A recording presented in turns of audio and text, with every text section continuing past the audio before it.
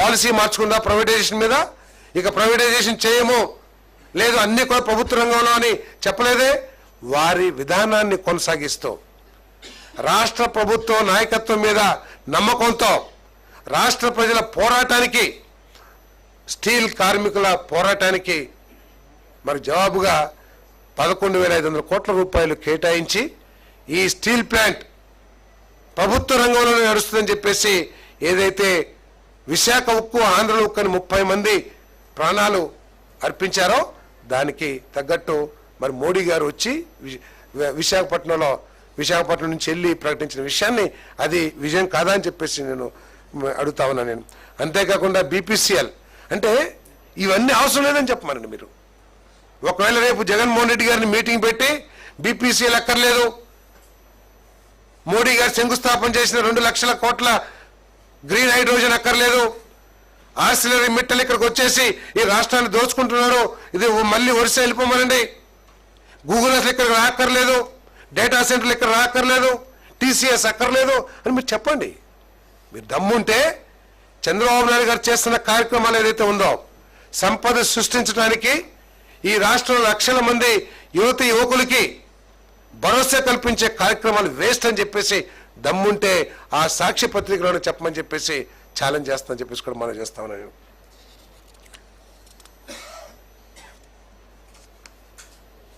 అంతేకాదు Visakha railway zone ఎప్పటిదండి?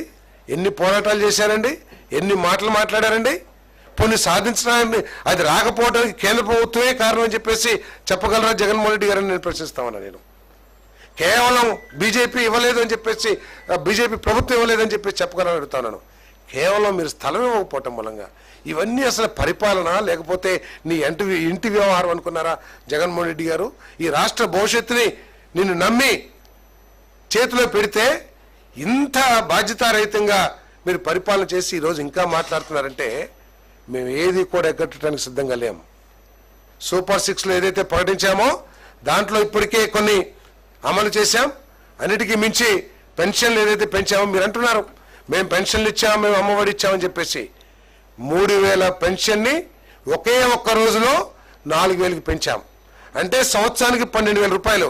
అంటే మీరు ఇచ్చిన 3,000 పెన్షను 12,000 అమ్మఒడి ఏదైతే ఉందో సమానం చేశామని చెప్పేసి మనం చేస్తామని ముఖ్యమంత్రి గారు కూడా చెప్పారు. వచ్చే అకాడమిక్ ఇయర్ ప్రారంభమయ్యే లోపల ఈ తల్లికి దీవెన కార్యక్రమం ఏది ఉందో అది అమలు చేస్తామని చెప్పారు. మిగతా కార్యక్రమాలు కూడా తప్పకుండా చేస్తామని చెప్పారు. కానీ రాష్ట్ర ఆర్థిక పరిస్థితిని దృష్టిలో పెట్టుకోవాలి అని చెప్తే అదేదో తప్పైనట్లు, ఈయనేదో దానికి ఉద్ధరించేసినట్లు ఈ రాష్ట్రాన్ని మాట్లాడతాం చాలా దారుణం అని చెప్పేసి కూడా ఈ సందర్భంగా నేను మనవి చేస్తూ, కూటమి ప్రభుత్వం యొక్క లక్ష్యం ఒకటే, ఈ రాష్ట్రంలోని యువకులకి 20 లక్షల ఉద్యోగాలు కల్పించాలి. ప్రపంచంలో ఉన్న దిగ్గజాలన్నీ కూడా ఈ రాష్ట్రానికి వచ్చి పరిశ్రమలు స్థాపించి ఈ రాష్ట్ర సంపదలు పెరిగేటట్టు చేయాలి. అదేవిధంగా బీసీ ఎస్సీలకి ఆర్థిక సహాయం చేసి వారి కాళ్ళ మీద వారు నిలబడే విధంగా ఇంటికి ఒక ఎంటర్‌ప్రెన్యూర్ అని ఏదైతే అనౌన్స్ చేశామో తద్వారా ఈ రాష్ట్రంలోని బీసీలు ఎస్సీలు చదువుకున్న వారు అందరూ కూడా అభివృద్ధి చెందుతారని చెప్పేసి సందర్భంగా తెలియజేస్తా ఉన్నాం. ఏదైతే ఒక్కొక్క నియోజకవర్గానికి ఒక స్కిల్ హబ్ అని ఏదైతే ప్రకటించామో ప్రతి ఒక్కరికి కూడా ఉపాధి అవకాశాలు లభించే విధంగా ఈ రాష్ట్రాన్ని తీర్చిదిద్దుతుందని చెప్పేసి కూడా మనం చేస్తూ ఇటువంటి మాటలు కట్టబెట్టి రాష్ట్ర అభివృద్ధికి మీ దగ్గర ఏమైనా సూచనలు ఉంటే చేయండి, తప్పితే ఇటువంటి బురద జల్లే కార్యక్రమం చేయొద్దని చెప్పేసి మనం చేస్తాం.